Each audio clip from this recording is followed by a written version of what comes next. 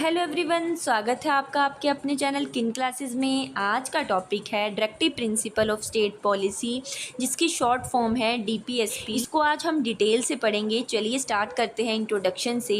Directive principle of state policy mention in the part 4 of the Indian constitution from article 36 to 51। जो directive principle हैं state policy, वो Indian constitution Bharat के संविधान के part 4 में पाए जाते हैं। आर्टिकल 36 से लेकर 51 तक जो है वो क्या है, डीपीएसपी हैं, जो भारत के संविधान में पाए जाते हैं। DPSP are taken from the Ireland constitution. ये कहाँ से लिए गए हैं? आयरलैंड के संविधान से जो है वो लिए गए हैं। Doctor B R Ambedkar describe this principle as novel feature of Indian constitution. Doctor B R Ambedkar ने डीपीएसपी को डिस्क्राइब किया है कि ये novel feature of Indian constitution है। DPSP are a set of ideals that the state of India should consider when making laws and forming policies. जब state जो है वो कोई भी लॉ या पॉलिसी बनाती है तो उनका कर्तव्य है कि वो इन डीपीएसपी जो है वो सेट ऑफ आइडियल्स जो हैं उनको कंसीडर करके ही अपने लॉज और पॉलिसीज़ को इम्प्लीमेंट करे। These are non justiciable having no legal force but these are fundamental. ये जो है अगर कोई राज्य जो है वो इनको फॉलो नहीं करेगा तो हम जो है वो सुप्रीम कोर्ट और हाई कोर्ट में वो उनके खिलाफ जो है वो नहीं जा सकते। जैसे फंडामेंटल राइट्स में क्या था कि अगर कोई फंडामेंटल राइट्स का हनन करता है या उनको फॉलो नहीं करते तो हम सुप्रीम कोर्ट और हाई कोर्ट में जो है वो जा सकते हैं कि ये जो व्यक्ति जो है वो इनको जो है वो फॉलो नहीं कर रहा है। But directive principle of state policy में ऐसा नहीं है। ये क्या है, नॉन जस्टिएबल नेचर है कि हम और कोई राज्य जो है वो उनको फॉलो नहीं कर रहा है तो हम हाई कोर्ट या सुप्रीम कोर्ट में नहीं जा सकते। नेक्स्ट जो है, these principle aim to ensuring socio economic justice to the people and establish India as a welfare state. These principle, इन प्रिंसिपल्स का एम है कि इंश्योर करना है सोशियो इकोनॉमिक जस्टिस, ठीक है, सोशियो इकोनॉमिक जस्टिस देना है लोगों को, और इंडिया को जो एस्टेब्लिश करना है कि वो क्या है, एक वेलफेयर जो है वो स्टेट है। अब हम देखेंगे क्लासिफिकेशन ऑफ डीपीएसपी। इसको 3 भागों में डिवाइड किया गया है: सोशलिस्टिक प्रिंसिपल, गांधीयन प्रिंसिपल और लिबरल प्रिंसिपल्स। ये जो आर्टिकल्स दिए गए हैं हम इनको एक एक करके डिस्क्राइब करेंगे। फर्स्ट आर्टिकल है article 36, definition of state, executive and legislation of union and state, all the local and other authorities within the territory of India और which are under the control of government of India. क्या definitions दी गई है states की कि हमारे देश की जो सरकार है और हमारे देश का संसद है वो स्टेट है, और हमारी जो राज्य सरकार है, राज्य सरकार के अंदर जो विधानसभा होती है ये भी क्या है, एक स्टेट है। ये आर्टिकल 36 जो है वो कहता है। आर्टिकल 37 क्या कहता है कि these principle are fundamental the governance of the country and it shall be the duty of the state to apply these principle in making laws. इसमें क्या बोला गया है कि डीपीएसपी के अंदर जितने भी प्रोविज़न गाइडलाइंस देकर रखे हैं, these are not enforceable by court of law. मतलब जो हमारा सुप्रीम कोर्ट है, हाई कोर्ट है, वह राज्य को फोर्स नहीं कर सकता कि वो आपको डीपीएसपी को फॉलो करना ही है। वो राज्य के ऊपर है कि वो उसे फॉलो करे या ना करे। आर्टिकल 37 जो है वो डायरेक्टली ये चीज़ कहता है कि केंद्र सरकार या राज्य सरकार को डीपीएसपी को मानने के लिए बाध्य नहीं किया जा सकता, बट गवर्नमेंट की ड्यूटी है कि जब भी कोई नया प्रिंसिपल बनाया जाए तो उन्हें फॉलो करे, अप्लाई करे। ये जो है वो गवर्नमेंट की क्या है, ड्यूटी है। ये बोला गया है इस आर्टिकल्स में। नेक्स्ट जो है वो आता है आर्टिकल 38 में क्या बोला गया है कि to promote welfare of the people by securing a social order permitted by justice, social, economic and political and to minimize inequality in economic status, facilities and opportunities. इसमें क्या कहा गया है कि सेंटर एंड स्टेट गवर्नमेंट की जिम्मेदारी है कि अपने राज्य के अंदर या पूरे देश के अंदर जितने भी लोग हैं उन्हें इकोनॉमिक, पॉलिटिकल, सोशल जस्टिस जो है वो क्या करे, प्रोवाइड करे। लोगों को रोजगार के अवसर प्रदान करवाए जाएं। गवर्नमेंट जो है वो जॉब निकाले, ताकि लोगों को क्या करना है, इकोनॉमिक पॉलिटिकल जस्टिस जो है वो प्रोवाइड करना है और लोगों को रोजगार जो है वो प्रोवाइड जो है वो करने हैं। नेक्स्ट आ जाए आर्टिकल 39। आर्टिकल 39 के जो हैं वो फर्दर पार्ट्स हैं। फर्स्ट क्या बोलता है, right to educate means of livelihood for all the citizen. इसमें क्या बोला गया है कि देश में जितने भी लोग हैं उनके पास जीने के संसाधन होने चाहिए। जीने के संसाधन कब होंगे, जब उनके पास क्या होगी, जॉब होगी, पैसा होगा। तो इसके लिए सरकार को एम्प्लॉयमेंट स्कीम जो है वो निकालनी चाहिए। नेक्स्ट बोला गया है equitable distribution of material resources of the community for the common goods. क्या करना है कि मटेरियल रिसोर्सेज की इक्वल डिस्ट्रीब्यूशन करनी है। ये नहीं होना चाहिए कि जो अमीर है उसके पास ज़्यादा रिसोर्सेज होनी चाहिए और जो गरीब है उसके पास रिसोर्सेज है ही नहीं। तो क्या करना है कि इक्वल डिस्ट्रीब्यूशन जो है वो करनी है। Equal pay for equal work. इसमें क्या कहा गया है कि अगर महिला या पुरुष किसी एक जॉब के अंदर हैं तो उनके वेजेस जो हैं वो क्या होने चाहिए, सेम होने चाहिए। आज भी बहुत सी ऐसी जगह हैं जहां महिलाओं के साथ डिस्क्रिमिनेशन जो है वो किया जाता है, तो ये नहीं होना चाहिए। ठीक है, क्या करना चाहिए कि अगर महिला और पुरुष को जो है वो किसी एक काम को करने के लिए इक्वल जो है वो पे जो है वो मिलनी चाहिए। Preservation of the health and strength of the workers and children. इसमें क्या बोला गया है कि बच्चे हैं, जो यूथ हैं, उनका एक्सप्लॉयटेशन नहीं होना चाहिए और उन्हें हेल्दी मैनर से डेवलप होने का चांस मिलना चाहिए। डायरेक्टली इसमें चिल्ड्रन एक्सप्लॉयटेशन की बात जो है वो की गई है कि बच्चों के साथ जो है वो एक्सप्लॉयटेशन जो है वो नहीं करना है, शोषण जो है बच्चों का नहीं करना है। नेक्स्ट जो है वो बोला गया है opportunities for healthy development of children.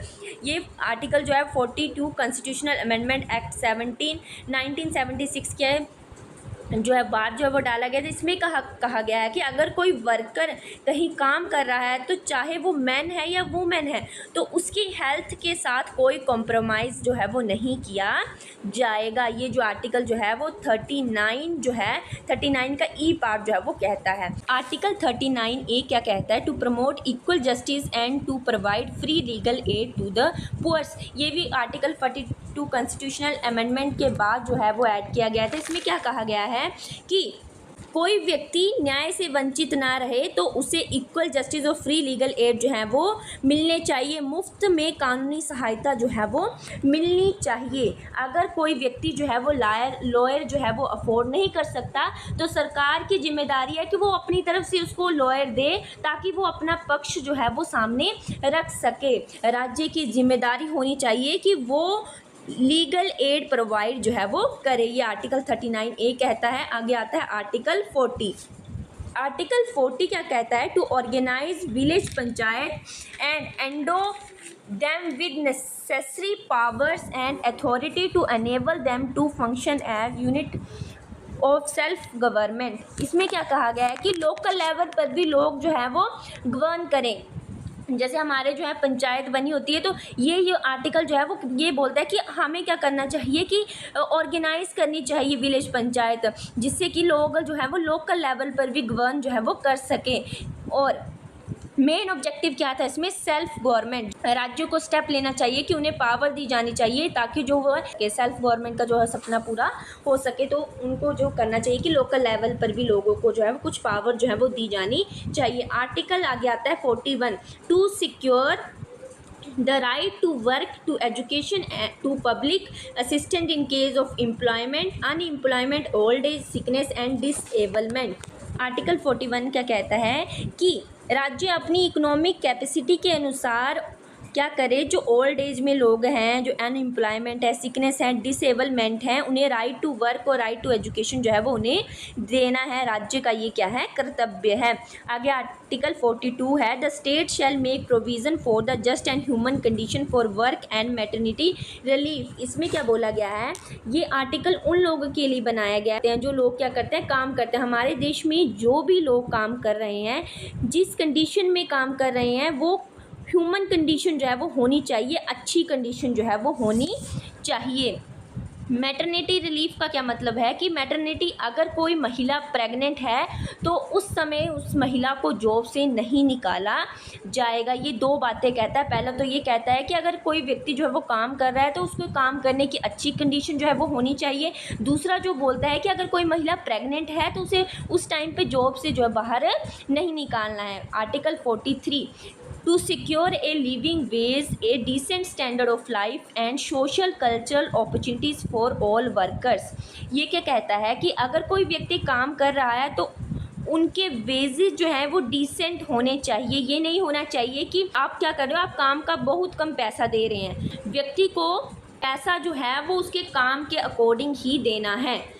उसे सोशल और कल्चरल रूप से डेवलप होने की अपॉर्चुनिटी भी जो है वो मिलनी चाहिए। ये आर्टिकल 43 कहता है। आगे आ जाता है article 43E, to take step to secure the participation of worker in the management of industries. ये भी आर्टिकल जो है 42 कॉन्स्टिट्यूशनल अमेंडमेंट के बाद जो है वो ऐड किया गया था।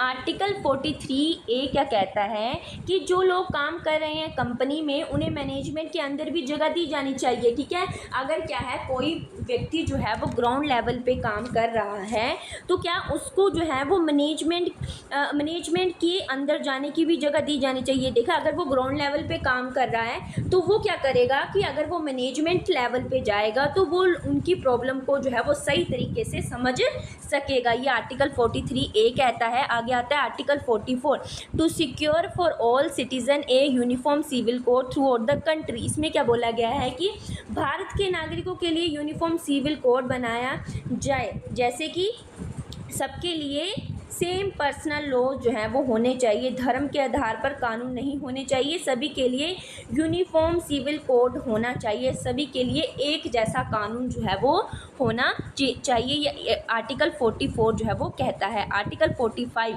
To provide early childhood care and education for all children until they complete the age of 6 year. Article 45 क्या कहता है कि जो स्टेट है हमारी, उन्हें ये इंश्योर करना है कि बच्चे को चाइल्डहुड केयर मिले, उनका सही तरीके से रख रखाव किया जाए। मतलब कि चाइल्डहुड केयर जो है वो उन्हें मिलनी चाहिए, उनका सही तरीके से रख रखाव किया जाए और प्रॉपरली उनका एजुकेशन जो है वो कंप्लीट किया जाए जब तक वो 6 साल तक के ना हो जाएं। ये आर्टिकल 45 जो है वो कहता है। आर्टिकल 46 जो है वो, to promote the educational and economic interest of STs and other weaker section of the society and to protect them from social justice and exploitation. Article 46 क्या कहता है कि समाज के जो अदर वीकर सेक्शन है, जैसे क्या हो गया एसटीज हो गए, एसटीज हो गए, तो क्या करना है, समाज के अंदर ऐसे वर्ग जो पिछड़े हैं उन्हें एजुकेशनली प्रमोट करना है, उन्हें अपॉर्चुनिटी देनी है, इकोनॉमिकली उनको प्रमोट जो है वो करना है। ये आर्टिकल 46 जो है वो कहता है। 47, to prohibit the consumption of intoxicating drinks and drugs which are injurious to health. ये आर्टिकल 47 जो है वो क्या कहता है कि राज्यों की ड्यूटी है कि लोगों का जो न्यूट्रिशन लेवल है और जो स्टैंडर्ड ऑफ लिविंग है उनको बढ़ाए। अगर स्टेट या देश के अंदर ऐसी चीज़ें मिल रही हैं जो हेल्थ के लिए इंजूरियस हैं तो उन्हें बैन करना चाहिए। ये आर्टिकल 47 कहता है। आर्टिकल 48 क्या कहता है, to prohibit the slaughter of cows, calves and other milks and draught cattles and to improve their breeds. क्या कहता है कि राज्यों का ये कर्तव्य है कि हमारे देश में जो एनिमल हस्बेंड्री या एग्रीकल्चर हैं, जो पशुपालन, जहाँ जो है वो पशुपालन किया जा रहा है उसे साइंटिफिक मैनर से करना चाहिए। ठीक है, अगर हम उसे साइंटिफिक मैनर से करेंगे तो प्रोडक्शन भी बढ़ेगी, जिससे हमें नई नई ब्रीड जो है वो हमें मिलेगी। ऐसे पशु जो दूध देते हैं जैसे काऊ होगी उन्हें जो है वो मारना नहीं है। ये आर्टिकल 48 जो है वो कहता है। नेक्स्ट आता है आर्टिकल 48A। 48A क्या, to protect and improve the environment and to safeguard forest and wild life.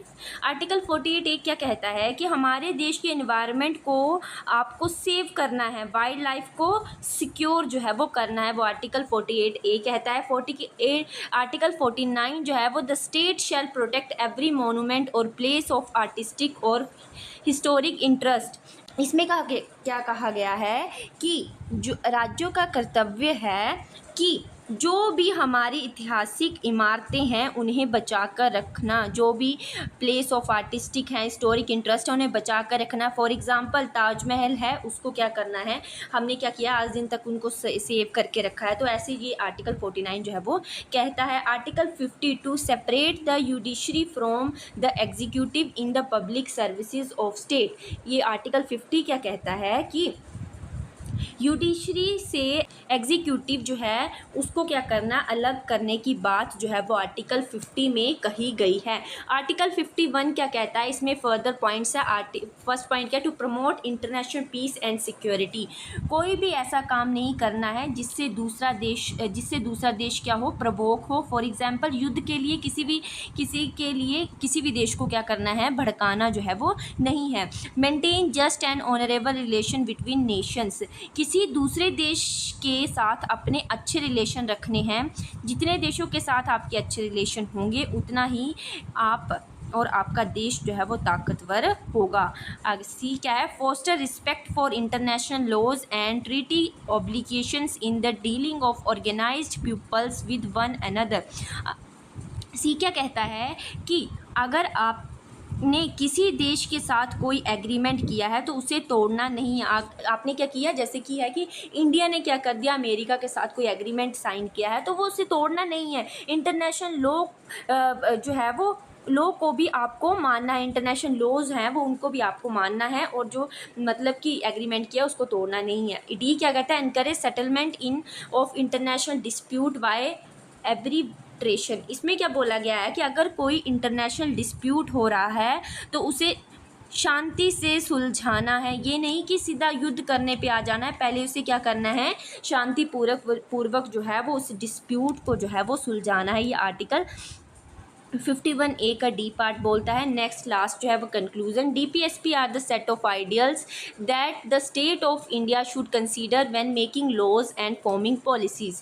ये ऐसे सेट ऑफ आइडियल हैं जब भी स्टेट जो है वो कोई लॉ या कानून बनाती है तो इन सबको जो है वो मद्देनज़र रखते हुए ही कोई कानून या पॉलिसी इम्प्लीमेंट जो है वो की जा सकती है। DPSP ensure socio economic justice. ये क्या करती है, सोशियो इकोनॉमिक न्याय करती है लोगों के साथ, और इंडिया को जो है वो वेलफेयर स्टेट जो है वो बनाती है। Thank you for watching guys, bye bye, मिलते हैं एक नई वीडियो के साथ।